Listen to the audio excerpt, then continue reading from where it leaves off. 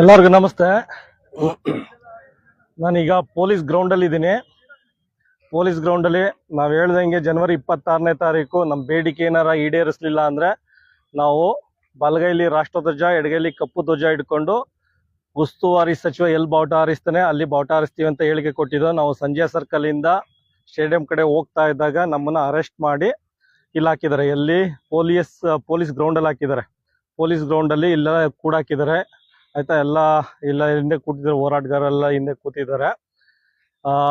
ನಾನೇನಕ್ಕೆ ಅಂದ್ರೆ ಸುಮಾರು ಜನ ಹೋರಾಟಗಾರರು, ಕನ್ನಡ ಹೋರಾಟಗಾರರು, ರೈತ ಸಂಘದ ಹೋರಾಟಗಾರರೆಲ್ಲ ಇಲ್ಲೇ ಇದ್ದಾರೆ, ಎಲ್ಲ ಇಲ್ಲೇ ಕೂತಿದ್ದಾರೆ. ನಾವು ಏನ್ ಸಮಸ್ಯೆ ಏನು ಅಂದ್ರೆ ಇಲ್ಲಿ STMC ಗೌರ್ಮೆಂಟ್ ಸ್ಕೂಲಲ್ಲಿ ಓದ್ತಾ ಇದಾರೆ ಪೇರೆಂಟ್ಸು. ಗೌರ್ಮೆಂಟ್ ಸ್ಕೂಲಲ್ಲಿ ಮಕ್ಳು ಯಾರು ಓದ್ತಾ ಇದಾರೆ ಅವ್ರ ಪೋಷಕರು ಏನಾರ ನಾವು ಪದೇ ಹೇಳ್ತಾ ಇದ್ವಿ, ಪ್ರತಿಯೊಂದು ವಿಡಿಯೋದಲ್ಲಿ ಹೇಳ್ತಾ ಇದ್ದೀನಿ. ಗೌರ್ಮೆಂಟ್ ಸ್ಕೂಲಲ್ಲಿ ಮಕ್ಳು ಓದ್ತಾ ಇದಾರಲ್ಲ, 40 ಲಕ್ಷ ಮಕ್ಳು ಓದ್ತಾ ಇದಾರೆ ಗೌರ್ಮೆಂಟ್ ಸ್ಕೂಲಲ್ಲಿ. 40 ಲಕ್ಷ ಮಕ್ಕಳು ಪೇರೆಂಟ್ಸ್ ಅಪ್ಪ ಅಮ್ಮ ಸೇರಿದ್ರೆ 80 ಲಕ್ಷ ಆಗುತ್ತೆ. ಕುಟುಂಬ ಸೇರಿಸೋರು 1 ಕೋಟಿ ಮೇಲೆ ಹೋಗುತ್ತೆ.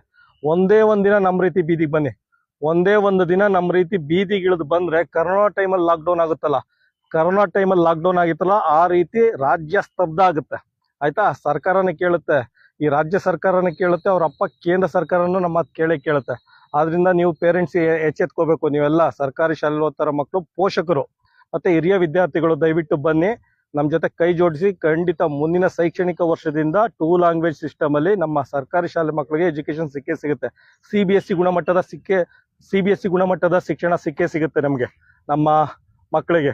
ಅದಕ್ಕೋಸ್ಕರ ನಾವು ಬೀದಿಗಿಳಿದು ಹೋರಾಟ ಮಾಡಬೇಕು. ನೀವೆಲ್ಲ ನೋಡಿರ್ತೀರಲ್ಲ, ಇವತ್ತೆಲ್ಲ ಪ್ರೈವೇಟ್ ಸ್ಕೂಲ್ ಅಂದ್ರೆ ಒಂದು ಈ ಪಕ್ಷದ ರಾಜಕಾರಣಿ ಮಕ್ಕಳು ರನ್ ಮಾಡ್ತಾ ಇರ್ತಾರೆ, ಇಲ್ಲ ಇನ್ನೊಂದು ಪಕ್ಷದ ರಾಜಕಾರಣಿಗಳ ಮಕ್ಕಳು ಇದ್ ಮಾಡ್ತಾ ಇದಾರೆ. ನಿಮ್ಗೇನಿದೆ, ಎಲೆಕ್ಷನ್ ಟೈಮಲ್ಲಿ 500,000 ಬಿಸ್ಕೆಟ್ ಬಿಸಾಕ್ತಾರೆ. 500,000 1 kg ಮಾಂಸನು ಬರಲ್ಲ, 1 kg ಮಟನು ಬರಲ್ಲ 500 ರೂಪಾಯಿಗೆ. ಆ ರೇಟಿಗೆಲ್ಲ ಮಾರಾಟ ಆಗ್ಬಿಟ್ಟಿದ್ದಾರೆ ಜನಗಳು. ಮಾರಾಟ ಮಾಡ್ಬಿಟ್ಟು ಚಳವಳಿ ಅಂದ್ರೆ ಯಾರು ಬರ್ದಲ್ಲ.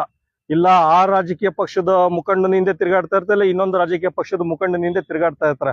ಅವ್ರ ಮಕ್ಕಳು ರಾಜಾರೋಷವಾಗಿ ಶಿಕ್ಷಣ ಸಂಸ್ಥೆಗಳು ರನ್ ಮಾಡ್ಕೊಂಡು ಹೋಗ್ತಾ ಇದಾರೆ. ಆದ್ರಿಂದ ನಿಮ್ಮ ಮಕ್ಕಳು ಭವಿಷ್ಯ ಚೆನ್ನಾಗಿರ್ಬೇಕು, ನಮ್ಮ ರಾಜ್ಯದ ಭವಿಷ್ಯ ಚೆನ್ನಾಗಿರ್ಬೇಕು ಅಂದ್ರೆ ನಾವೆಲ್ಲ ಖಂಡಿತ ಬೀದಿಗಿಳಿದು ಹೋರಾಟ ಮಾಡ್ಬೇಕು. ನಿಮ್ಗೆಲ್ಲ ಗೊತ್ತೇ ಇದೆ, ಇವತ್ತಿನ ಸ್ಕೂಲ್ ರನ್ ಮಾಡ್ತಾ ಇರೋದು ಉಪಮುಖ್ಯಮಂತ್ರಿಯಿಂದ ಹಿಡಿದು, ಆಯ್ತಾ, ರಾಜ್ಯದ ಉಪಮುಖ್ಯಮಂತ್ರಿಯಿಂದ ಹಿಡಿದು ಮಂಡ್ಯ ಜಿಲ್ಲೆಯ ಮಾಜಿ ಶಾಸಕರವರೆಗೂ ಪ್ರತ್ಯಕ್ಷ ಆಗಿ ಪರೋಕ್ಷವಾಗಿ ಅವ್ರ ಮಕ್ಕಳು ಮೊಮ್ಮಕ್ಕಳು ರನ್ ಮಾಡ್ತಾ ಇದ್ದಾರೆ. ಮೊದಲೆಲ್ಲ ಇವರೆಲ್ಲ ಮಕ್ಕಳು ಭವಿಷ್ಯಕ್ಕೋಸ್ಕರ ತೋಟದ ಮನೆ ಮಾಡ್ತಾ ಇದ್ರು, ಗದ್ದೆ ತಗೊಡ್ತಾ ಇದ್ರು, ಪೆಟ್ರೋಲ್ ಬಂಕ್ ಮಾಡ್ತಾ ಇದ್ರು. ಈಗೆಲ್ಲ ಅವೆಲ್ಲ ಬಿಟ್ಬಿಟ್ಟಿದ್ದಾರೆ. ಬಿಟ್ಬಿಟ್ಟು ಇದ್ ಮಾಡ್ತಾ ಇದಾರೆ, ಏನದು ಶಿಕ್ಷಣ ಸಂಸ್ಥೆ ಇಟ್ಕೊಂಡಿದ್ದಾರೆ. ಎಲ್ಲ ರೆಸಿಡೆನ್ಷಿಯಲ್ ಸ್ಕೂಲ್ ಮಾಡ್ಕೊಬಿಟ್ಟಿದ್ದಾರೆ.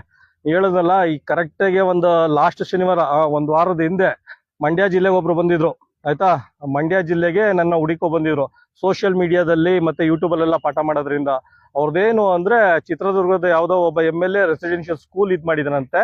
6ನೇ ಕ್ಲಾಸಿಂದ 12ನೇ ಕ್ಲಾಸ್ ಗಂಟ ಅಲ್ಲಿಗೆ ಮಕ್ಕಳನ್ನ ಕಳ್ಸಿರೋ, ಒಂದು ಮಕ್ಳಿಗೆ ಇಷ್ಟು ಫೀಸು, ಆಯ್ತಾ, ಒಂದು ಮಕ್ಳಿಗೆ ಇಷ್ಟು ದುಡ್ಡು ಬರುತ್ತೆ, ಪ್ರಮೋಷನ್ ಮಾಡಿ ನೀವು ಸೋಷಿಯಲ್ ಮೀಡಿಯಾದಲ್ಲಿ ಮತ್ತೆ ಯೂಟ್ಯೂಬಲ್ಲಿ ಪ್ರಮೋಷನ್ ಮಾಡಿ ನವೋದಯ ಪಾಠ ಮಾಡ್ತೀರ ಅಂತ ಕೇಳಿದ್ರು. ನಾನು ಅವ್ರಿಗೆ ಕಡಾಖಂಡಿತವಾಗಿ ಹೇಳಿದೆ, ನಾವಿರೋದೇ ಹಿಂಗೆ, ನೀವೊಂದು ದಿಕ್ಕಲ್ಲಿ, ನೀವು ಪೂರ್ವದಲ್ಲಿದ್ರೆ ನಾವು ಪಶ್ಚಿಮದಲ್ಲಿದ್ದೀವಿ. ಈ ವಿಷಯದಲ್ಲಿ ಯಾವುದೇ ಕಾರಣಕ್ಕೂ ಸರ್ಕಾರಿ ಶಾಲೆ ಬಿಟ್ಟು ಬೇರೆ ಸ್ಕೂಲ್ನ ಪ್ರಮೋಟ್ ಮಾಡಲ್ಲ ಅಂತ ಹೇಳಿ ಅವ್ರನ್ನ ಕಳಿಸ್ದೆ. ಆಯ್ತಾ, ಅರ್ಥ ಆಗ್ತಾ ಇದೆಯಾ ನಿಮ್ಗೆ? ಎಲ್ಲ ರೆಸಿಡೆನ್ಷಿಯಲ್ ಸ್ಕೂಲ್ ಮಾಡ್ಕೊಂಡು ಕೂತಿದ್ದಾರೆ. ಅದಕ್ಕೋಸ್ಕರ ಸರ್ಕಾರಿ ಶಾಲೆನ ವಿಲೀನ ಮಾಡ್ತಾ ಇದೀನಿ ಅಂತ ಹೇಳ್ತಾರೆ ಈ ಅಯೋಗ್ಯರು, ರಾಜ್ಯ ಸರ್ಕಾರದ ಅಯೋಗ್ಯರು. ಸರ್ಕಾರಿ ಶಾಲೆನ ವಿಲೀನ ಮಾಡ್ತೀನಿ ಅಂತ ಹೇಳ್ತಾ ಇದ್ದಾರೆ. ಏನಕ್ಕೆ ವಿಲೀನ ಮಾಡ್ತಾ ಇದ್ದಾರೆ ಅಂದ್ರೆ, ನಿಮ್ಗೆಲ್ಲ ಗೊತ್ತಿದೆ, ಆಕ್ಚುಲಿ ಸರ್ಕಾರಿ ಶಾಲೆ ಜಾಸ್ತಿ ಮಾಡ್ಬೇಕಿತ್ತು. ಏನಕ್ಕೆ ಅಂದ್ರೆ ಜನಸಂಖ್ಯೆ ಜಾಸ್ತಿ ಆಗ್ತಾ ಇದೆ. ಜನಸಂಖ್ಯೆ ಜಾಸ್ತಿ ಆಗ್ತಾ ಇದ್ರೆ ಸರ್ಕಾರಿ ಶಾಲೆಗಳು ಜಾಸ್ತಿ ಆಗ್ಬೇಕು. ಇವ್ರು ಏನ್ ಮಾಡ್ತಾರೆ, ಮರ್ಜ್ ಮಾಡ್ತಾ ಇದ್ರೆ. ಗುಣಮಟ್ಟದ ಶಿಕ್ಷಣ ಕೊಟ್ಟಿಲ್ಲ, ಮೂಲಭೂತ ಸೌಕರ್ಯ ಕೊಡದಂತೆ ಎಲ್ಲಾನು ಮಾಡಿದ್ದಾರೆ. ಗೌರ್ಮೆಂಟ್ ಸ್ಕೂಲ್ಗೆ ಹೋಗ್ಲೇಬಾರ್ದು, ಮಕ್ಳು ಸೇರಿಸಲೇಬಾರ್ದು, ಆ ರೀತಿ ಪರಿಸ್ಥಿತಿ ನಿರ್ಮಾಣ ಮಾಡಿ ಹಂತವಾಗಿ ಇವೆಲ್ಲ ಸ್ಕೀಮು, ಮ್ಯಾಗ್ನೆಟ್ ಶಾಲೆ, KPS ಸ್ಕೂಲ್ ಅಂದ್ಬಿಟ್ಟು ಇವೆಲ್ಲ ಸ್ಕೀಮ್ ಅಯೋಗ್ಯರಿಗೆ ಹೇಳ್ತಾ ಇದಾರಲ್ಲ, MLAಗಳು ಹೇಳ್ತಾರಲ್ಲ. 3 KPS ಸ್ಕೂಲ್ ತಂದೆ ನಮ್ಮ ಕ್ಷೇತ್ರಕ್ಕೆ, 4 ತಂದೆ 5 ತಂದೆ ಅಂದ್ಬಿಟ್ಟು ಎಲ್ಲ MLA ಹೇಳ್ತಾ ಇರ್ತಾರೆ. ಈ ಅಯೋಗ್ಯರಿಗೆ ಕೇಳಿ ಫಸ್ಟ್ ನಿಮ್ಮ ಮಕ್ಳನ್ನ ಸೇರಿಸಿ ಅಂತ. ಗೊತ್ತಾಗುತ್ತೆ ಅವ್ರ ಯೋಗ್ಯತೆ, KPS ಸ್ಕೂಲ್ ಯೋಗ್ಯತೆ ಗೊತ್ತಾಗುತ್ತೆ, ಮತ್ತೆ MLAಗಳಿಗೆ ಯೋಗ್ಯತೆ ಗೊತ್ತಾಗುತ್ತೆ. ಹೇಳೋದಲ್ಲ, 5 KPS ಸ್ಕೂಲ್ ತಂದೆ ಅಂದ್ಬಿಟ್ಟು ಬಿಡ್ತಾರಲ್ಲ ಭಾಷಣ. ಅಯೋಗ್ಯರಿಗೆ ಕೇಳಿ ಫಸ್ಟ್ ನಿಮ್ಮ ಮಕ್ಳನ್ನ ಗೌರ್ಮೆಂಟ್ ಸ್ಕೂಲ್ಗೆ ಸೇರಿಸಿ ಅಂತ. ಗೊತ್ತಾಗುತ್ತೆ ಅದು KPS ಸ್ಕೂಲದ ಗುಣಮಟ್ಟದ ಶಿಕ್ಷಣ ಮತ್ತೆ ಮೂಲಭೂತ ಸೌಕರ್ಯ ಗೊತ್ತಾಗುತ್ತೆ. ಫಸ್ಟ್ ನಿಮ್ಮ ಮಕ್ಳನ್ನ ಸೇರಿಸಿ ಆಮೇಲೆ ಸೇರಿಸ್ತೀವಿ ಅಂತ ಹೇಳಿ. ಇಲ್ಲ, ಅಲ್ಲೆಲ್ಲ ಸುಮಾರು ಸ್ಕೂಲಲ್ಲಿ ಏನ್ ಮಾಡಿದಾರೆ ಅಯೋಗ್ಯರು, ಬರೀ ನೇಮ್ ಚೇಂಜ್ ಮಾಡ್ತಾ ಇದಾರೆ.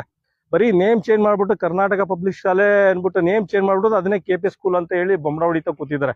ಆದ್ರಿಂದ ರಾಜ್ಯದಲ್ಲಿ ಹೇಳದಲ್ಲ, ಎಲ್ಲ ಪೇರೆಂಟ್ಸು, ಹಿರಿಯ ವಿದ್ಯಾರ್ಥಿಗಳು ನೀವೆಲ್ಲ ಬೀದಿಗಿಳಿದು ಬರಬೇಕು. ಒಂದೇ ಒಂದಿನ ಬೀದಿಗಿಳಿದು ಬನ್ನಿ, ಒಂದೇ ಒಂದಿನ ಬೀದಿಗಿಳಿದು ಬನ್ನಿ.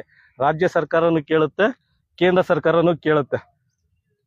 ಅದರಿಂದ ದಯವಿಟ್ಟು ಎಲ್ಲರಿಗೂ ಕೇಳ್ಕೊಳ್ತಾ ಇರೋದು ಅಷ್ಟೇ. ಮುಂದಿನ ನಾವು ಇದೇನು ಸುಮಾರು ಜನ ಏನು ತಿಳ್ಕೊಬಿಟ್ಟಿದ್ರೆ, ನಮ್ಮನ್ನ ಒಂದು 3 ದಿನ ಚಳವಳಿ ಮಾಡ್ತಾರೆ ಆಯ್ತಾ, ಧಿಕ್ಕಾರ ಕೂಗ್ತಾರೆ, ನ್ಯೂಸ್ ಪೇಪರ್ ಅಲ್ಲಿ ಬರುತ್ತೆ, ಆಮೇಲೆ ಓಡೊಂಟೋಗ್ತಾರೆ, ಇನ್ಯಾವುದೋ ಚಳವಳಿ ಕೈಗೆತ್ಕೊಳ್ತಾರೆ. ಆ ರೀತಿ ಎಲ್ಲ ಜನ ಅಂದ್ಕೊಳ್ತಾ ಇರೋದು ಇಲ್ಲ. ನಾವೆಲ್ಲ ನಿಮ್ಗೆ ಪ್ರಮಾಣ ಮಾಡಿ ಪ್ರತಿಜ್ಞೆ ಮಾಡಿ ಹೇಳ್ತಾ ಇದ್ದೀವಿ, ನಾವು ಈ ಚಳವಳಿ ನಿರಂತರವಾಗಿರುತ್ತೆ. ಎಲ್ಲಿವರೆಗೂ ಸರ್ಕಾರಿ ಶಾಲೆಯಲ್ಲಿ CBSE ಗುಣಮಟ್ಟದ ಶಿಕ್ಷಣ ಕೊಡೋಲ್ಲ ಅಲ್ಲಿವರೆಗೂ ಹೋರಾಟ ನಿರಂತರವಾಗಿರುತ್ತೆ.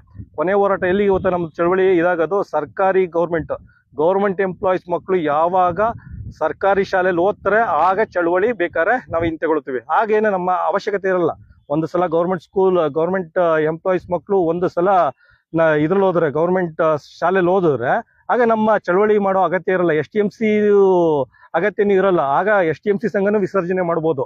ಏನಕ್ಕೆ ಅಂದ್ರೆ ಗೌರ್ಮೆಂಟ್ ಎಂಪ್ಲಾಯೀಸ್ ಎಲ್ಲ ಅವ್ರ ಮಕ್ಳೇನಾರ ಗೌರ್ಮೆಂಟ್ ಸ್ಕೂಲ್ಗೆ ಸೇರ್ಸಿದ್ರೆ ಏನಾಗ್ತದೆ, ಇದು ತಡಿಯಪ್ಪ, ಈ ಸ್ಕೂಲಲ್ಲ ಇನ್ನೊಂದು ಸ್ಕೂಲಲ್ಲಿ ಮಕ್ಕಳು ಓದ್ತಾ ಇದಾರೆ ಅಂದ್ಬಿಟ್ಟು ಒಂದು ಸ್ವಲ್ಪ ಕಾಳಜಿ ವಹಿಸ್ಕೋತಾರೆ.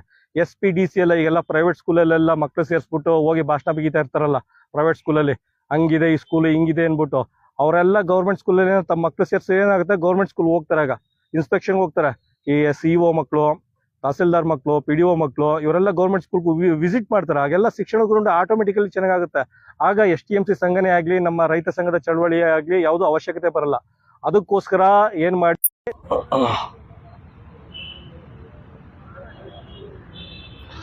ಅದಕ್ಕೋಸ್ಕರ ದಯವಿಟ್ಟು ಚಳವಳಿಯಲ್ಲಿ ಭಾಗವಹಿಸಿ. ಮುಂದಿನ ಸಲ ಏನ್ ಮಾಡ್ತಾ ಇದೀವಿ ಅಂದ್ರೆ, ಮುಂದಿನ ಪ್ರೋಗ್ರಾಮ್ ತಿಳ್ಕೊಳ್ಳಿ. ಈ ಚಳವಳಿ ಇದ್ದಾಗೆ ಮುಂದಿನ ಪ್ರೋಗ್ರಾಮ್ ಸಾಮಾನ್ಯವಾಗಿ ಅನೌನ್ಸ್ ಮಾಡ್ತೀವಿ. ಮುಂದಿನ ಸಲ ಏಪ್ರಿಲ್ 11ನೇ ತಾರೀಕಿಂದ ಸರ್ಕಾರಿ ಶಾಲೆ ಮಕ್ಕಳಿಗೆ ಬೇಸಿಗೆ ರಜೆ ಇರುತ್ತೆ. ನಾವು ಏಪ್ರಿಲ್ 11ನೇ ತಾರೀಕಿಂದ ನಾವು ಮಂಡ್ಯ ಜಿಲ್ಲೆಯ 233 ಸರ್ಕಾರಿ ಶಾಲೆಗಳು ಅಲ್ಲ, 233 ಗ್ರಾಮ ಪಂಚಾಯಿತಿ ಪಾದಯಾತ್ರೆ ಹೋಗ್ತಾ ಇದೀವಿ ನಾವು. ಕರ್ನಾಟಕ ರಾಜ್ಯ ರೈತ ಸಂಘ ಮತ್ತೆ STMC ಸಂಘ ಮಂಡ್ಯ ಜಿಲ್ಲೆಯಲ್ಲಿರೋ 233 ಗ್ರಾಮ ಪಂಚಾಯತಿಗೆ ಪಾದಯಾತ್ರೆ ಹೋಗ್ತಾ ಇದೀವಿ. ಪ್ರತಿಯೊಂದು ಗ್ರಾಮ ಪಂಚಾಯತಿಯಲ್ಲೂ ನವೋದಯ ಮಾದರಿ ವಸತಿ ಶಾಲೆ ಬೇಕು ಅಂದ್ಬಿಟ್ಟು ಪಾದಯಾತ್ರೆ ಹೋಗ್ತಾ ಇದೀವಿ. ಮತ್ತೆ ಮಂಡ್ಯದಲ್ಲಿ 354 ಸ್ಕೂಲ್ನ ಕ್ಲೋಸ್ ಮಾಡಿದ್ದಾರೆ. ಕಳೆದ 10 ವರ್ಷಗಳಿಂದ, ಒಂದು ದಶಕದಲ್ಲಿ ಸುಮಾರು 354 ಸ್ಕೂಲ್ನ ಕ್ಲೋಸ್ ಮಾಡಿದ್ದಾರೆ. ಆ ಸ್ಕೂಲ್ನ ಬೀಗ ತೆಗಿಸ್ತೀವಿ ನಾವು, ಅದಕ್ಕೋಸ್ಕರ ಹೋಗ್ತಾ ಇದೀವಿ. ಬೀಗ ತೆಗಿಸಿ 2 ಲ್ಯಾಂಗ್ವೇಜ್ ಅಂದ್ರೆ ಇಂಗ್ಲಿಷ್ ಮೀಡಿಯಂ CBSE ಗುಣಮಟ್ಟದ ಶಿಕ್ಷಣ ಕೊಡಬೇಕು ಅಂದ್ಬಿಟ್ಟು ನಾವು ಹೋರಾಟ ಮಾಡ್ತಾ ಇದೀವಿ. ಮೊದಲನೇ ಕಂಡೀಷನ್ ಏನು, ಮಂಡ್ಯ ಜಿಲ್ಲೆಯಲ್ಲಿ ಕಳೆದ 10 ವರ್ಷಗಳಿಂದ ಏನ್ ಬೀಗ ಹಾಕಿದ್ರೆ 354 ಸ್ಕೂಲು, ಅಷ್ಟು ಬೀಗ ತೆಗೆದು 2 ಲ್ಯಾಂಗ್ವೇಜ್ ಸಿಸ್ಟಮ್ ಅಲ್ಲಿ ಇಂಗ್ಲಿಷ್ ಮೀಡಿಯಂ ಎಜುಕೇಶನ್ ಕೊಡಬೇಕು. ಎರಡನೇ ಪಾಯಿಂಟ್ ಅಂದ್ರೆ, ಮಂಡ್ಯದಲ್ಲಿರೋ 1500ಕ್ಕೂ ಹೆಚ್ಚು ಸರ್ಕಾರಿ ಶಾಲೆ ಇದೆ, ಅಲ್ಲೆಲ್ಲ ಇಂಗ್ಲಿಷ್ ಮೀಡಿಯಂ ಎಜುಕೇಶನ್ ಕೊಡಬೇಕು. ಅದಕ್ಕೋಸ್ಕರ ಮಂಡ್ಯ ಜಿಲ್ಲೆಯಲ್ಲಿ 233 ಗ್ರಾಮ ಪಂಚಾಯತಿಯಲ್ಲೂ ಪಾದಯಾತ್ರೆ ಮಾಡ್ತಾ ಇದೀವಿ. ದಯವಿಟ್ಟು ನೀವೆಲ್ಲ ಸಪೋರ್ಟ್ ಮಾಡಬೇಕು. ಮತ್ತೆ ನಾವೆಲ್ಲ ಯಾರು ಇದು ರಾಜಕಾರಣಿಗಳ ಮಕ್ಕಳೆಲ್ಲ, ಮುಖ್ಯಮಂತ್ರಿ ಮಕ್ಕಳ, ನೇರವಾಗಿ ಹೇಳ್ತೀನಿ ಕೇಳಿ, ಆ ಸಿದ್ದರಾಮಯ್ಯನ ಮಗನೋ ಅಥವಾ ಕುಮಾರಸ್ವಾಮಿ ಮಕ್ಕಳು ಅಥವಾ DK ಶಿವಕುಮಾರ್ ಮಕ್ಕಳು, ಇನ್ಯಾರೋ ಮಕ್ಕಳೆಲ್ಲ ನಾವೆಲ್ಲ ಪಾದಯಾತ್ರೆಗೆ ಬರ್ತಾ ಇರೋದು. ಸಾಮಾನ್ಯ ಜನರು ನಾವು ಬಂದ ತಕ್ಷಣ ಯಾರೋ ತುರಾಯಿ ಇಟ್ಕೊಂಡಿರ್ತಾರೆ ಅಂತ ಏನಿಲ್ಲ. ನಾವು ಜಸ್ಟ್ ಪಾದಯಾತ್ರೆಗೆ ಬಂದ ಊಟ ಹಾಕ್ಬಿಡಿ ಸಾಕು. ಊಟ ಮಲಗಕ್ಕೆ ಜಾಗ ಕೊಡಿ, ವಿಶ್ರಾಂತಿ ಮಾಡಕ್ ಜಾಗ ಮತ್ತೆ ಊಟದ ವ್ಯವಸ್ಥೆ ಮಾಡಿ. ಇದೊಂದು ಮಾಡಿ ಖಂಡಿತ ಮಂಡ್ಯ ಜಿಲ್ಲೆಯಲ್ಲಿ ಕಳೆದ 10 ವರ್ಷಗಳಿಂದ ಬೀಗ ಹಾಕಿರೋ 354 ಸರ್ಕಾರಿ ಶಾಲೆನ ಬೀಗ ತೆಗೆಸು ಅಲ್ಲಿ CBSE ಗುಣಮಟ್ಟದ ಶಿಕ್ಷಣ ಕೊಡಂಗೆ ಮಾಡ್ತೀವಿ. ಅದರಿಂದ ದಯವಿಟ್ಟು ನಾವು ಮಂಡ್ಯ ಜಿಲ್ಲೆಯ 233 ಗ್ರಾಮ ಪಂಚಾಯತಿಗೆ ಪಾದಯಾತ್ರೆಗೆ ಬಂದಾಗ ದಯವಿಟ್ಟು ನಮ್ಗೆ ಮಲಗಕ್ಕೆ ಜಾಗ, ವಿಶ್ರಾಂತಿ ಮಾಡಕ್ಕೆ ಜಾಗ ಮತ್ತೆ ಊಟದ ವ್ಯವಸ್ಥೆ ಮಾಡಿ. ಖಂಡಿತ ನಾವು ಸರ್ಕಾರಿ ಶಾಲೆಗೆ ಹಿಡಿದಿರೋ ಗ್ರಹಣನ ಬಿಡಿಸಿವಿ ಅಂತ ಈ ಮೂಲಕ ನಿಮ್ಗೆಲ್ಲ ಕೇಳ್ಕೊತಾ ಇದೀವಿ. ನಾ ಹೇಳ್ತಾ ಇರ್ತೀನಿ, ನಾವೆಲ್ಲ ಟೀ ಅಂಗಡಿ ಹತ್ರ ಕೂತ್ಕೊಂಡು ಭಾಷಣ ಹೊಡಿತಾ ಇರ್ತಾರೆ, ಇನ್ನೆಲ್ಲೋ ಕೂತ್ಕೊಂಡು ಭಾಷಣ ಹೊಡಿತಾ ಇರ್ತಾರೆ. ಮಂಡ್ಯ ಜಿಲ್ಲೆಯಲ್ಲಿ ನೋಡ್ತೀರಾ, ಹರಿಪ್ರಿಯ ಹೋಟ್ಲ್ ಇದೆ, ಸಂಜಯ್ ಸರ್ಕಲ್ ಇದೆ ಆಯ್ತಾ. ಮತ್ತೆ ಸುಮಾರು ಟೀ ಅಂಗಡಿಯಲ್ಲಿ ಕೂತಿದ್ರಲ್ಲ ಜನಗಳು, ಅವರೆಲ್ಲ ಒಂದೇ ಒಂದಿನ ಅಲ್ಲಿ ಕೂತ್ಕೊಂಡು ಟೈಮ್ ಪಾಸ್ ಮಾಡೋ ಬದಲು ಇಲ್ಲೇ ಬನ್ನಿ, ನಮ್ಮ ಜೊತೆಲಿ ಏನೋ ಚಳವಳಿ ಕೂತ್ಕೊಂಡು ಏನೋ ಭಾಗವಹಿಸಿದ್ರೆ ಖಂಡಿತ ಸರ್ಕಾರನ ಅಳ್ಳಾಡಿಸ್ಬೋದು. ಸರ್ಕಾರನ ಅಲುಗಾಡಿಸಿ ನಾವೇನ್ ಅನ್ಕೊಂಡಿದೀವಿ, ಗುಣಮಟ್ಟ ಶಿಕ್ಷಣ ಕೊಡಂಗ್ ಮಾಡ್ಬೋದು. ಅದಕ್ಕೋಸ್ಕರ ದಯವಿಟ್ಟು ಕೇಳ್ಕೊಳ್ತಾ ಇದೀವಿ. ದಯವಿಟ್ಟು ಮುಂದಿನ ಚಳವಳಿಯಲ್ಲೆಲ್ಲ ನಮ್ಮ ಜೊತೆ ಕೈ ಜೋಡಿಸಿ ಭಾಗವಹಿಸಿ. ರಾಜಕೀಯ ಎಲ್ಲ ಬಿಟ್ಟಾಕಿ, ಎಲೆಕ್ಷನ್ ಟೈಮ್ ಬಂದಾಗ ನೀವು ಇಷ್ಟ ಬಂದವ್ರಿಗೆ ಓಟ್ ಹಾಕೊಳ್ಳಿ, ಅದಕ್ಕೂ ನಮಗೂ ಸಂಬಂಧ ಇಲ್ಲ. ಆದ್ರೆ ಹೋರಾಟ ಮಾತ್ರ ನಮ್ಮ ಜೊತೆಲಿ ಮಾಡಿ.